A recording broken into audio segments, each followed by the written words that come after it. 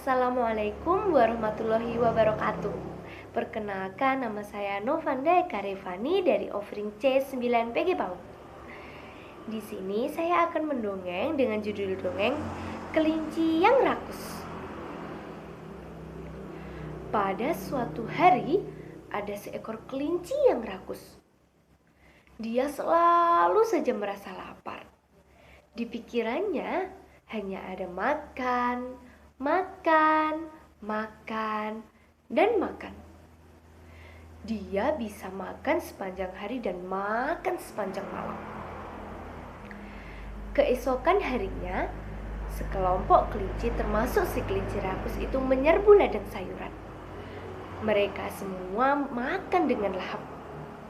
Ketika semua kelinci itu sudah menyelesaikan makanannya, ternyata si kelinci rakus itu belum menyelesaikan makanannya. Sampai salah satu temannya pun mengingatkannya. Dia berkata, "Hei kau, ayo makan dengan cepat." Mendengar temannya berkata seperti itu, si kelinci rakus itu menjawab dengan santai. Dia berkata, "Sebentar, biarkan aku makan dengan tenang." Setelah mendengar perkataan si kelinci rakus, akhirnya teman-temannya pun rela menunggu si kelinci rakus untuk menyelesaikan makanannya. Tiba-tiba, salah satu temannya pun merasakan kehadiran pemilik kebun. Lalu dia berkata, "Hei kau, ayo cepat selesaikan makananmu. Lihat itu, pemilik ladang sudah mulai terlihat." Mendengar perkataan temannya, lagi-lagi si kelinci rakus itu menjawab dengan santai. Dia pun berkata, Mana? Sebentar. Dia belum sampai di bagian ladang ini. Biarkan aku makan lagi, lalu kita bisa pergi bersama-sama." Tak berselang lama setelah mendengar perkataan si kelinci rakus, ternyata pemilik ladang itu telah memasuki bagian ladang itu. Akhirnya semua kelinci itu berlari dengan sangat cepat. Mereka berkata, "Lari, lari, ayo lari. Lihat itu, pemilik ladang sudah sampai di bagian ladang ini." Akhirnya si kelinci rakus itu juga ikut berlari dengan sekuat tenaga. Dia berusaha mengejar teman-temannya yang sudah mulai terlihat lumayan jauh. Ketika si kelinci rakus itu sedang berlari dengan semangat, tiba-tiba dia tersandung batu yang mengakibatkan dia terjatuh dan kakinya pun pincang. Dia berlari dengan kaki yang pincang. Usahanya pun tak sia-sia.